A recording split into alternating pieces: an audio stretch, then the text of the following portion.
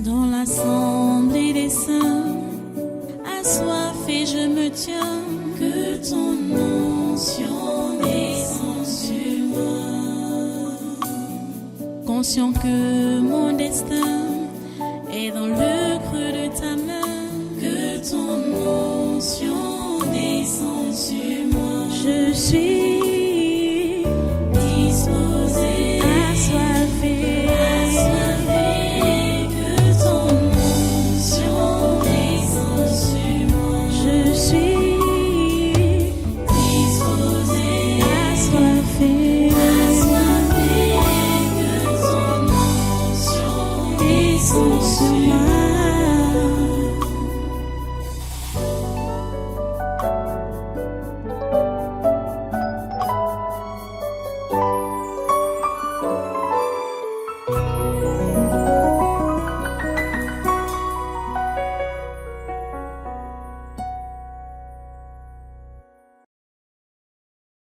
Alléluia. Voilà, vous prenez donc votre Bible dans Galates chapitre 1. On va lire juste le verset 10. Le verset 10. Verset 10. Galates chapitre 1, verset 10. C'est toujours le même passage. Galates chapitre 1. On lit souvent du verset 6 à 10. OK. Allons-y. Et maintenant, est-ce la faveur des hommes que je désire ou celle de Dieu? Est-ce que je cherche à plaire aux hommes? Si je plaisais encore aux hommes, je ne serais pas serviteur de Christ. Prions le Seigneur.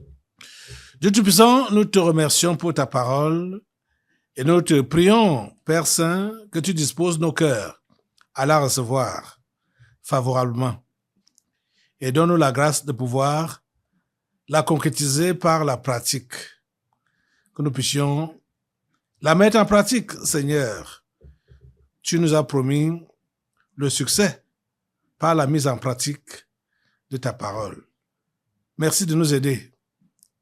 Merci de nous donner la grâce, chacun en ce qui le concerne, de mener une vie chrétienne normale. Reçois toute la gloire et toute l'adoration. Reçois toutes les actions de grâce. Oh, sois béni éternellement. Au nom puissant de Jésus, nous avons prié. Amen. Amen. Voilà, prenez place dans cette présence. Une fois de plus, soyez les bienvenus à ce congrès du surnaturel de ce jeudi 28 août 2025. Nous bénissons Dieu parce que il est un Dieu de grâce, un Dieu de miséricorde.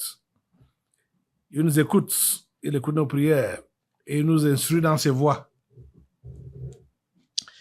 La vie chrétienne normale demande donc que l'on puisse chercher et rechercher rien que la faveur de Dieu et non celle des hommes. S'il vous plaît, écoutez ce que j'enseigne, pratiquez-le. Ce n'est pas ma parole, ce n'est pas mon enseignement, ça vient de Dieu. Et je suis en train de remarquer que timidement, les uns après les autres arrivent à comprendre quelque chose. Mais je dis bien timidement. Ça ne devrait pas être comme ça. Aujourd'hui, je crois que c'était même aujourd'hui, oui. Quand j'apprenais la nouvelle de certaines personnes, j'apprends qu'ils ont déjà rétrogradé. Okay. J'étais étonné. Donc beaucoup ont rétrogradé comme ça. Rappelez-vous les questions qui vous ont été posées en 2016. Serez-vous là dans 5 ans, dans 10 ans?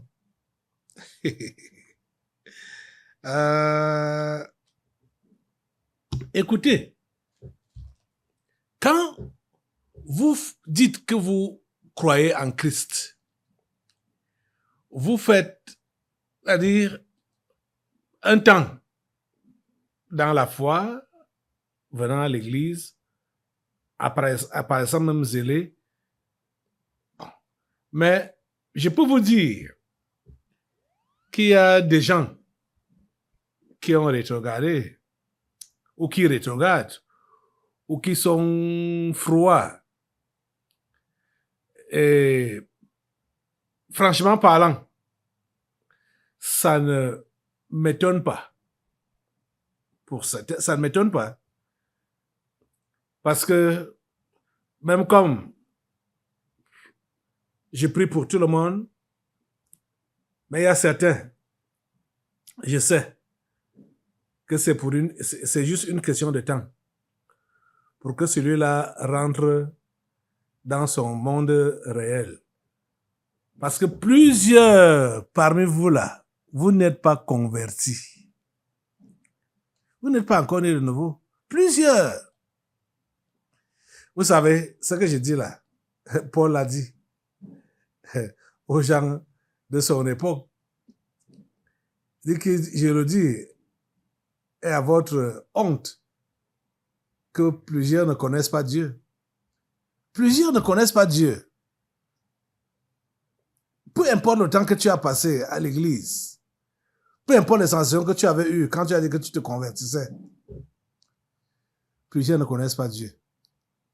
Et vous savez, ce qui empêche de connaître Dieu comme il se doit là, c'est la mauvaise conversion.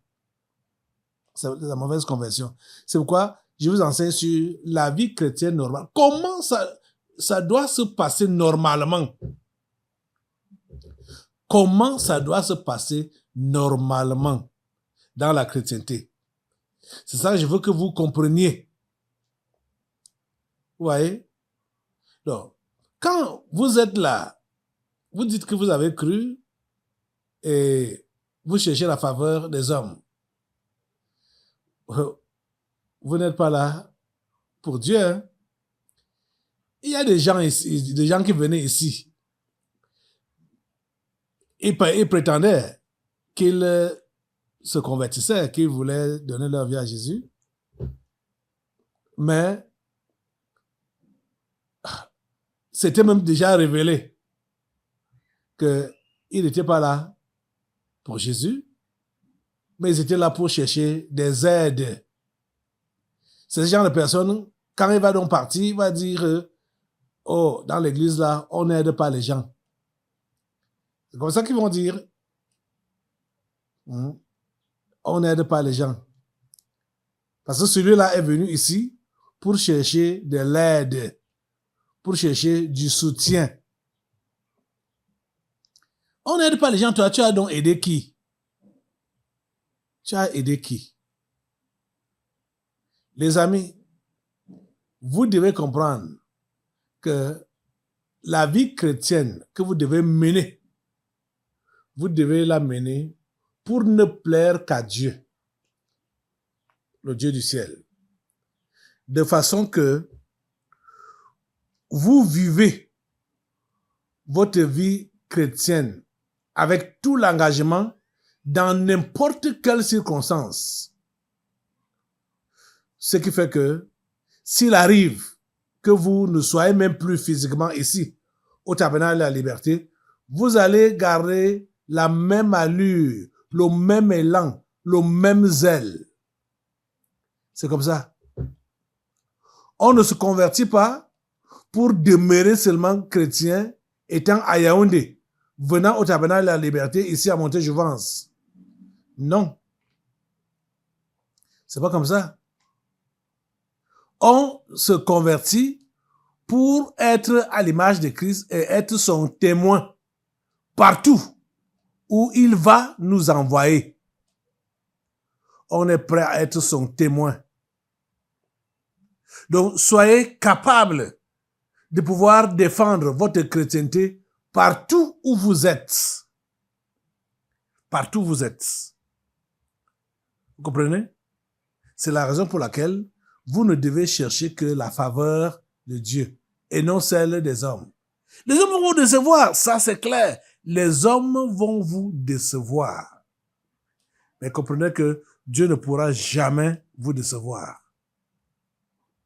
Dieu ne pourra jamais vous décevoir. Il y a certaines personnes, je vous ai dit, il y a certaines personnes qui m'écrivent quand je dis que très peu comprennent. Ça se comprend timidement ce que j'enseigne. Timidement. Il y a, par exemple, cette lettre, la personne qui a écrit dit ceci. Bonjour papa, je viens très humblement devant vous par cette présente lettre, vous demander de me pardonner par rapport à tous mes égarements. En effet, je ne m'étais pas rendu compte que j'étais dans un état de religion depuis fort longtemps, puisque j'avais toujours pour ambition de montrer à mes parents que je suis quelqu'un, étant donné que depuis mon enfance, j'avais toujours été qualifié de quelqu'un d'incapable et qui n'est pas digne d'amour. Bref, arroser des paroles destructrices. Quand j'ai trouvé une occasion de prouver que je suis importante et que j'ai pas échoué ma vie avec Jésus, mes diplômes n'étaient pas disponibles. Cela fut un choc pour moi. Juste après, j'ai eu une réunion familiale pour me rappeler, comme d'habitude, que j'étais un échec, me réclamant les résultats de mon choix pour Jésus ou de mon choix de Jésus par rapport aux autres qui servaient les crânes. Tout ceci accompagné des propositions de voyage et bien d'autres. Pour être vrai, j'ai été tenté par ces offres, mais la main de Dieu m'a vite rattrapé par les enseignements sur la vie chrétienne normale. Et elle s'est rappelé encore les enseignements, les raccourcis.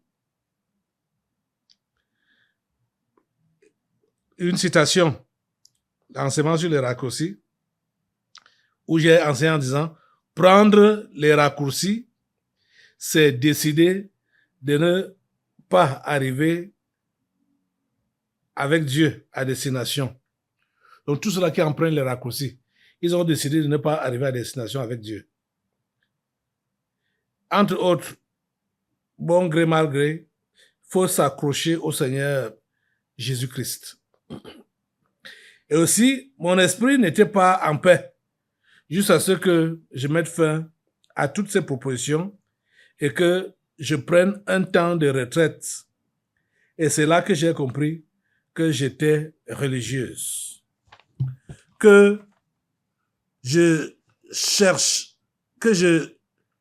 cherchais Dieu pour ce qu'il donne et non pour ce qu'il est. Mon cœur était plein de vengeance pour montrer à ma famille que je n'étais pas un échec.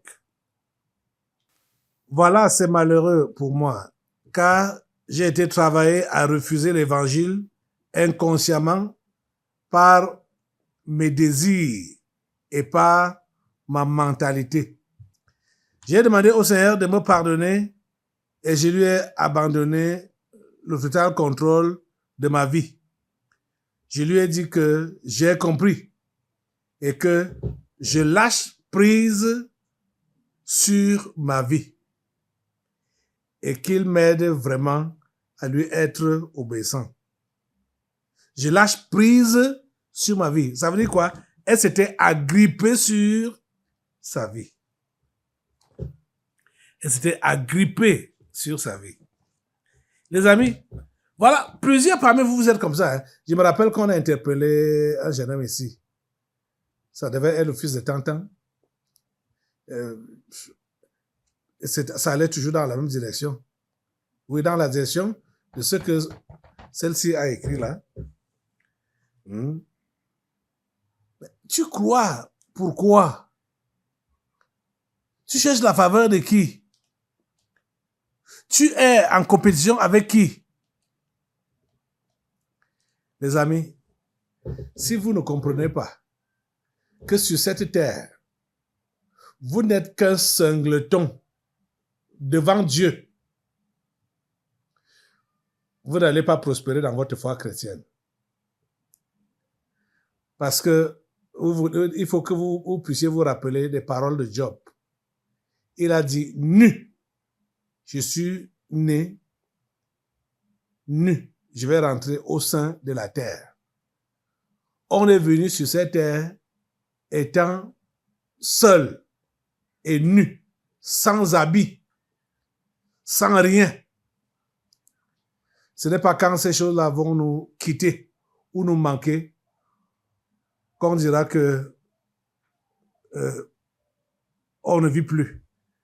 Puisqu'on a commencé notre vie étant dépouillé. Vous comprenez? On a commencé notre vie sur cette terre étant dépouillé. Les amis, je ne sais pas comment ça vous fait. Je veux dire que je ne comprends pas votre entêtement. Pourquoi est-ce que vous êtes tellement entêté que malgré qu'on vous dise lâchez prise sur votre vie, lâchez prise sur vos opportunités, lâchez prise sur vos familles, lâchez prise sur votre travail, lâchez prise, abandonnez. Quand on dit lâcher prise, ça veut dire, quand tu vas donc lâcher prise là, vous allez tomber seulement à les mains de Dieu. Lâcher prise. On vous enseigne ça depuis fort longtemps. Mais vous ne faites aucun effort pour lâcher prise. C'est timidement que les uns et les autres disent qu'ils ont enfin compris en espérant que la compréhension est réellement totale. Là, c'est ma prière. C'est mon désir. Que la compréhension soit réellement totale et que vous puissiez commencer à vivre réellement une vie chrétienne normale. Vous comprenez ça?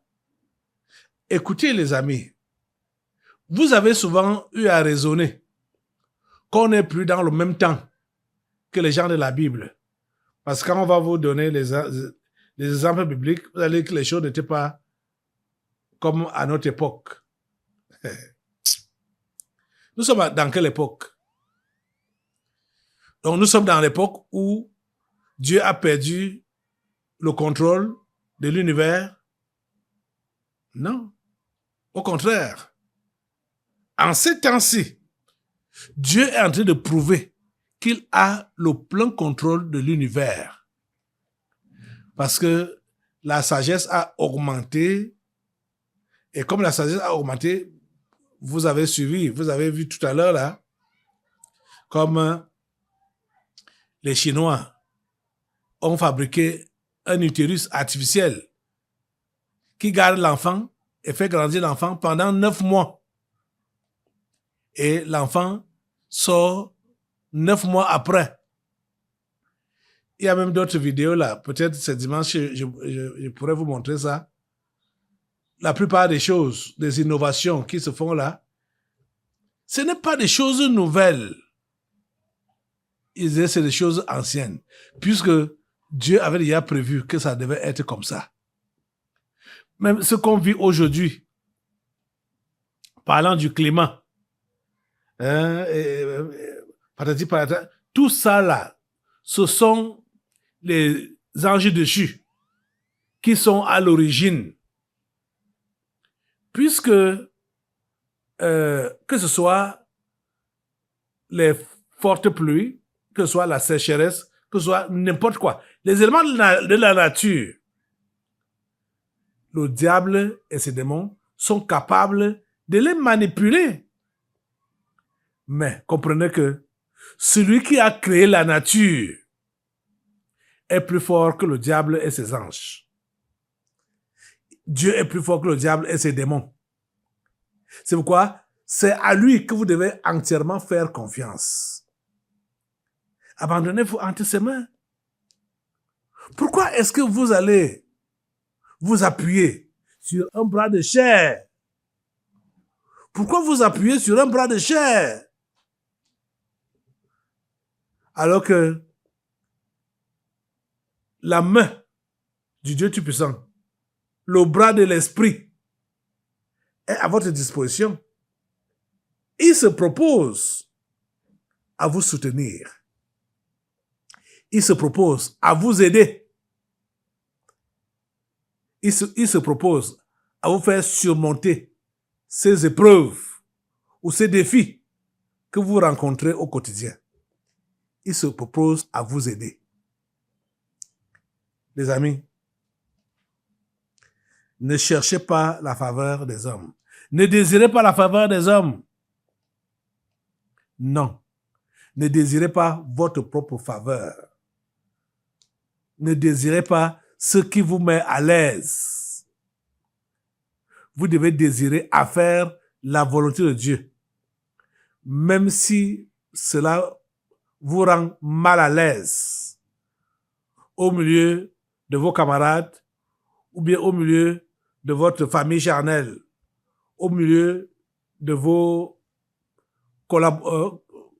collaborateurs ou associés ou collègues. Comprenez ça?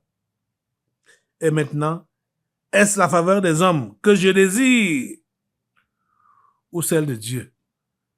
Tu désires alors la faveur de qui, cher ami? Vous avez suivi la personne-ci. Elle a été tentée de céder aux propositions des hommes. Elle a, fort heureusement, qu'elle n'a pas cédé. Et j'espère qu'elle va tenir le coup jusqu'au bout. L'homme va te proposer. Et Seigneur, je vous parlais de... Au début, là, nous avons prié pour un enlèvement qui a eu lieu en Bankomo, au lieu dit précisément Nomayos, un quartier de Bankomo. Nomayos, chefferie, là où il y avait le chef Ndomangini, là où il y a des statuettes comme ça, là, sur la cour. Ce que j'ai appris de cette petite fille qu'on a enlevée, c'est qu'on lui a proposé qu'on va l'amener aux États-Unis. Vous comprenez? On lui a proposé qu'on va l'amener aux États-Unis. Elle a dit ça à ses gens, à ses frères, à ses petits frères. Hein? Et le ravisseur a fait le Canada. Et sa famille vient des États-Unis. Vous voyez? On connaît le ravisseur. Et on ne lui fait pas pression pour qu'il dise où il a mis la fille en otage. Vous voyez? Les amis, ces histoires des propositions de richesse, propositions de voyage, propositions de mariage, les propositions, vous savez, ce n'est pas seulement cette petite fille qui a eu ces propositions. Je sais que vous-même, vous avez ces propositions. Vous avez des propositions qu'on vous fait. Ou parce que vous voulez la vie meilleure. Les amis, la vie meilleure existe. Mais ce n'est pas sur cette terre. Tu comprends ça? La vie meilleure existe, mais ce n'est pas sur cette terre. Dieu te promet, Dieu te fait des propositions. Tu vas aussi vivre une vie meilleure. Écoutez, les amis, allons dans Jean au chapitre 14. Jésus a fait la proposition clairement là. Hein? Jean chapitre 14, à partir du verset 1 même. Le verset 1 dit quoi? Hein? Oh. Jean 14, verset 1. Jésus dit quoi? Que votre cœur ne se trouble point. Oh mon Dieu. Croyez en Dieu et croyez en moi. Verset 2. Il y a plusieurs demeures dans la maison de mon Père. Si cela n'était pas, je vous l'aurais dit. Je vais vous préparer une place. Voilà une promesse. Voilà une proposition que Jésus vous fait. Jésus fait ça à chacun d'entre vous. Pourquoi est-ce que vous êtes facilement séduit par des fausses propositions que les hommes peuvent vous faire? Pourquoi est-ce que vous êtes séduit par des fausses propositions que la vie peut vous faire? Et c'est même le fémania, le banditisme. Ce n'est même pas la vérité, c'est pas la réalité. Les fausses promesses que les gens vous font dans cette vie. Les fausses idées que vous-même vous donnez. J'ai dit que le premier des hommes qui veut vous détourner là, c'est vous-même d'abord. Hein? C'est vous-même d'abord. Toutes ces idées que tu te fais là, il y a certaines personnes, quand je les vois gonfler le dos, ça me fait un genre, j'ai pitié. Ils gonflent, alors qu'ils sont rien. Oui, l'adage là a dit vrai, cet adage qui dit que ce sont les tonneaux vides qui font beaucoup de bruit. Et vous allez souvent remarquer que ce sont des gens qui ne sont réellement rien.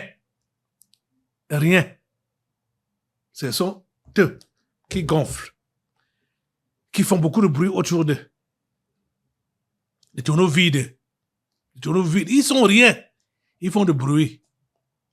Hein? Ils bousculent partout, à gauche, à droite. Hein? Devant, derrière, ils bousculent partout. Vous n'avez pas besoin de ça. Vous n'avez pas besoin de bousculer comme vous faites là. Jésus dit que votre cœur ne se trouble point. Croyez en Dieu et croyez en moi. Il y a plusieurs demeures dans la maison de mon Père. Si cela n'était pas, je vous l'aurais dit, je vais vous préparer une place. Et verset 3 dit, et lorsque je m'en serai allé et que je vous aurai préparé une place, je reviendrai et je vous prendrai avec moi, afin que là où je suis, vous y soyez aussi. Les amis, pourquoi est-ce que vous ne préférez pas voyager avec Jésus? Vous préférez voyager avec des bandits. Vous préférez écouter les propos des menteurs, hein, des voyous. Jésus vous fait des promesses. Il vous fait des propositions. Il dit qu'il viendra vous prendre pour voyager avec vous, pour que vous puissiez aller là où il allait vous préparer une place. Cela ne vous console pas. Cela ne vous intéresse pas. Cela ne calme pas vos ardeurs. Vous voulez vivre ici et maintenant. Ce que vous voulez là, c'est ici et maintenant. Vous voulez le bonheur ici et maintenant. Quel bonheur même vous pouvez avoir sur cette terre? Cette terre, c'est une terre de souffrance. Et les amis, je vais vous enseigner aujourd'hui que ça vaut la peine de souffrir sur cette terre étant avec Jésus que de souffrir étant avec le diable pour continuer à souffrir avec lui pour l'éternité. C'est mieux de souffrir avec Jésus sur cette terre de façon que quand il nous prend de cette terre de misère et de souffrance, on part dans la joie, la félicité éternelle. N'écoutez pas les mensonges de cette vie. N'écoutez pas cela. La seule personne qui vous fait les vraies promesses, les bonnes promesses, la seule personne qui vous promet un bon voyage dans un pays de bonheur, dans un pays où il y a tout, où tu vas aller et trouver déjà ta maison construite. C'est Jésus. Tu comprends ça? Même si tu n'auras pas de maison ici sur la terre que tu as construite toi-même, sache que quelqu'un est allé construire la maison pour toi au ciel. Ce n'est pas... vous savez que c'est difficile que les êtres humains puissent vivre dans une autre planète en dehors de la terre. Mais Jésus est allé dans une autre planète, le ciel, pour aller te préparer une place. Tu comprends? Ça vaut la peine de lui faire confiance et d'abandonner tous ces mensonges qui t'ont envahi, enveloppé depuis longtemps là. Tu vois que depuis même que tu étais dans le monde, jusqu'à présent que tu es venu à Jésus, tu n'as pas changé d'idée. Tu n'as pas changé de vision. Tu as toujours les mêmes tentations, les mêmes tendances. La belle vie. La belle vie. Et c'est sur cette terre. Et, cher ami, écoute aujourd'hui l'interpellation de Dieu et réponds à son interpellation. Ne sois pas distrait. Jésus est allé au ciel te préparer une place. Lève-toi pour prier Dieu, pour que sa grâce te soit suffisante pour que tu puisses accéder à cette place que Jésus est allé préparer pour toi. Prie Dieu. Prie Dieu. Merci Seigneur, parce que tu interpelles ces hommes et ces femmes, ces jeunes gens, ces enfants, tu les interpelles et tu leur donnes cette grâce de pouvoir laisser de côté tous les mensonges qu'ils ont entendus ou dans lesquels ils sont engagés à l'heure actuelle pour qu'ils puissent vraiment se donner à toi et s'attendre à toi. Tu ne mens pas, tu dis la vérité. Seigneur, permets que ces hommes et ces femmes, ces jeunes gens, puissent vraiment investir leur vie à te faire confiance et à te servir tranquillement. Au nom puissant de Jésus, j'ai prié. Amen. Amen. Assois-toi. Nous allons maintenant passer aux délivrances prophétiques. Dans l'assemblée des saints, assoiffé je me tiens, que ton onction descende sur moi. Conscient que mon destin est dans le creux de ta main, que ton onction descende sur moi. Je suis